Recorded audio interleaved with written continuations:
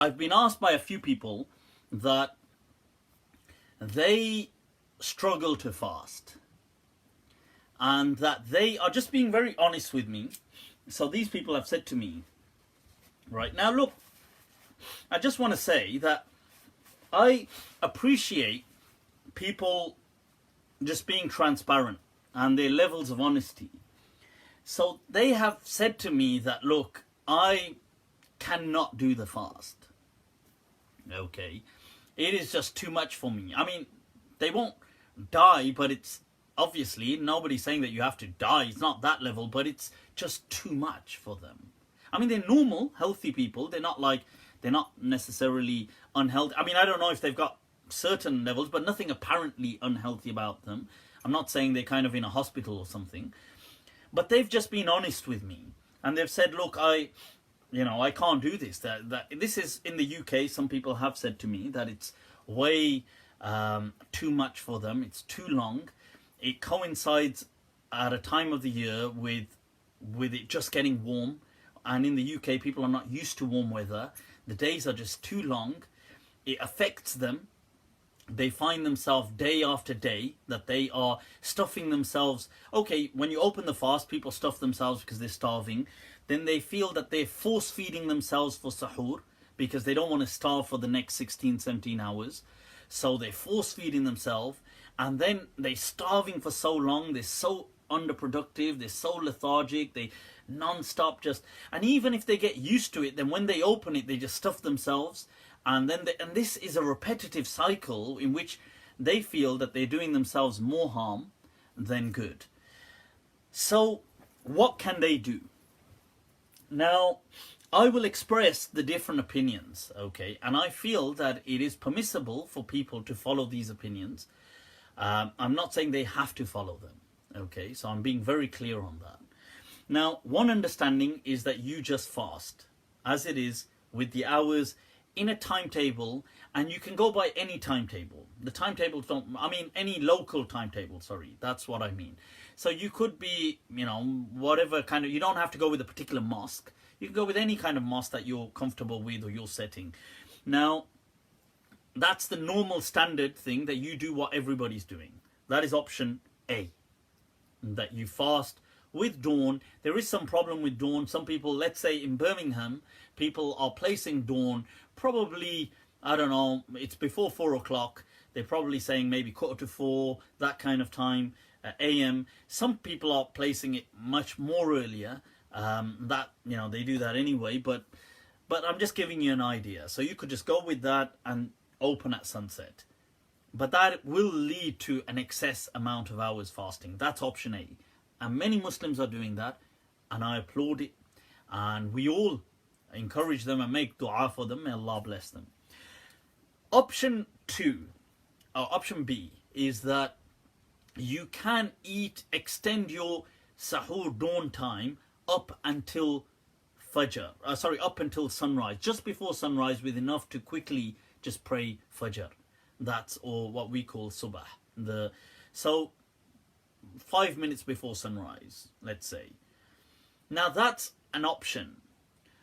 If that helps, you can take that. That's option B. This was practiced by several Sahaba. It was practiced by certain Tabi'een. You've got from, I believe, Hudhayfah ibn al-Yaman, and other companions used to say that we would eat in the time of the Prophet and it would be daylight except the sun hadn't risen.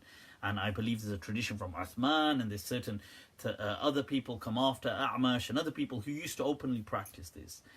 So that's option B, if that helps. Now, I did tell that to some of these individuals. Now, to them, this was not enough. Like, it did add on another hour, but it was still way too lengthy for them. Option C is a fatwa that you can estimate a fast, the period that you will be fasting. Now, this was a fatwa given traditionally by great scholars like Muhammad Abdu, by Rashid Rida, by other great scholars, the Mashayikh of Al-Azhar, the great Shuyukh of Al-Azhar, the senior grand muftis of Al-Azhar, like Jad al-Haq, I believe maybe Mustafa Maraghi gave it as well, but I'm not too sure about him. Sayyid Tantawi gave this fatwa. But many, right up until today, Diyarul Ifta al Misriya, the main fatwa council of Egypt, still gives this fatwa. And what they say is any countries above 45 degrees latitude. So that definitely includes the UK. I believe Birmingham is, I believe we're 52, I think. But nevertheless, I mean, these countries, it includes most of Europe, apart from southern, like Spain is exempt pretty much, but the rest of Europe almost comes in. It includes most of the northern states of America. It includes Canada. It includes this kind of northern hemisphere above 45 degrees. Now, they said that these people can estimate the fast based on how the Prophet would have fasted. So that region where revelation came, so the Hijaz, Makkah, Medina, how they would have fasted. So you could just take a calendar. You could do that with like, what are the timings there today? Or take, some of them have said that this could be estimated at like splitting the day and night in half. So you have 12 hours day, 12 hours night. You split it like that. And maybe, so anything 12 hours above is enough to estimate as a fast time. So let's say 13 hours would be a valid fast. Now, based on this, a person could begin estimate, and this fatwa of estimation, by the way, was also given by Sheikh Zarqa as well. He also agreed with the 45 degrees, the 45 degrees kind of latitude as well. Now, so what they could in essence do is say, well, I'm going to begin at dawn. So let's say that's 4 o'clock as an example.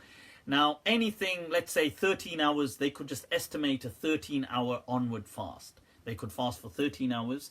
They could fast for 14, whatever they feel they could do. They could open it, anything, whether it's 5:30 p.m., 6 p.m., they could open the fast.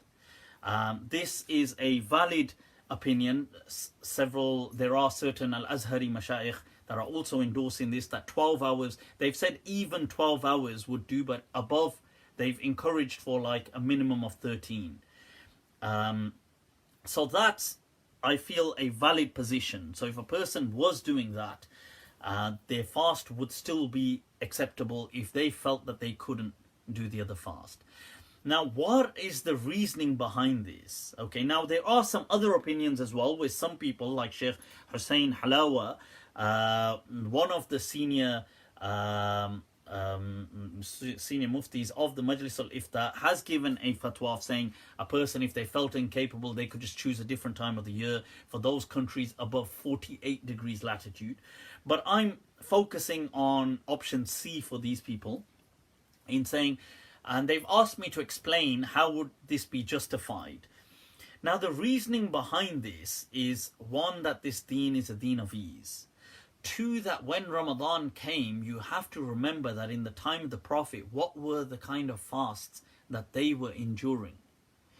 Now, the general fasts that they would have endured would have been around the 13-hour kind of mark. That's what they would have fasted. They wouldn't have been, I mean, even if you stretch it, you're looking at about 14, and not even that really. And on this note, I'd like to explain to people something, and that goes into this, the sacred, that ties into this discussion of the sacred months and how the Arabs kept a calendar. Now, this is something that I'd like you to pay attention. It's going to be, it's something a bit, it could kind of go over if you don't really focus. And that is that, look, in the time of the Prophet and pre-Islamic Arabia, the calendar that was kept was a lunar calendar, but it was a lunisolar calendar. Very much like the Jewish calendar is today. And the Jewish calendar has been since the time of Moses and so on. The Jewish calendar is a lunar calendar, but it's a lunisolar calendar. And what that means is that although they follow the moon, so it's similar to us, they have the new moon, and they have the 12 months based on the lunar cycle. However, they realign their lunar calendar with the solar calendar. And this works. It does have some complexity to it. And the Arabs had the same thing. They were copying, most likely, the Jewish people. And I'll see if I can bring up actually and just, I did have this up earlier to read, unless I've lost it, to show you guys. I wanted it to, right, so, because I wanted to go through, just read out, to give you an idea of why the Arabs stopped doing this. There was a leap month. So what the Jewish people do is every 3 years or so, they add an extra month. Now, and I'll show you what they do, but the Arabs had this, what they called nasi, or cups, but nasi, which is mentioned in the Quran. So this would, because every year, the lunar calendar goes behind the solar calendar by, like, it shifts by 10 days. So it's 10 days short, 10, 11 days. Now in 3 years' time, that's around a month. So they would introduce the nasi, which would realign and knock back all the calendars, all the months to their original position. Now, there is a bit more technicality and complexity to it, which is one of the reasons why you can see the Arabs stop doing it, because they just got distracted. But in the time of the Prophet, it was there. Now, we know this because it's mentioned in the Quran as well. Although the Arabs in the time of the Prophet started messing around with it, because they had this concept of sacred months, which is a whole very different discussion in and of itself. What were the sacred months, for example? Because when people say, no, this calendar, here's a very interesting question. What were these sacred months? Now, if you say, well, Dhul Qa'dah, Dhul Hijjah, and Muharram, and then you say what? Whether you're going to go with Rajab or Safar, or whether you're going to go with Ramadan as Rabi'ah did, which is separate. What was the purpose of these sacred months? What is the purpose? People say, oh, you're not allowed to fight in the sacred months. But one would ask, wait a minute, but wouldn't God aim for a higher standard and say you're not meant to be fighting anyway? But if you say, no, but sometimes you have to fight, say, oh, well, but in self-defense, surely you can have self-defense in these months as well. And if those months are they sacred to us today? I mean, what do they mean? What are you meant to do in these sacred months? Now, why is that interesting? Because that's actually mentioned in the Quran about the 4 sacred months. And it's mentioned in the Hadith. So we understand that this was a ruling that the Arabs had, and the Quran just endorsed for them. Now, today it has no relevance to us. So that shows as well how rulings will change with the day and age. It also raises a hell of a lot of other questions on what were those sacred months even about, and why was one of them all the other, at the other end of the calendar, not linked to the others. Even if you're going to say, well, some of them were for doing Hajj. But okay, but for going to Hajj and coming back from Hajj, but what about the other one? I mean, what's that about? And they wouldn't agree, and some would do it this year, and they would change it around. And that's why the verse of the Quran said, إِنَّمَا النَّسِيءُ زِيَادَةٌ فِي الْكُفْرِ. That people were using this to do kufr, like to kind of mess up people's Hajj and to mess things up and to attack people and the Arabs were never good at keeping dates. You see, and this is important. Why is this important? Because this is the complexity of what you have to do to maintain the lunisolar kind of calendar. You see, so this is an example. I'm just going to read briefly to give you an idea that the Hebrew calendar is based on both the lunar and the solar cycles. Months are measured by one cycle of the moon around the earth. According to the Talmud, one complete cycle of the moon around the earth takes 29.5 days. This value is very close to the average value measured by NASA, which is 29.53.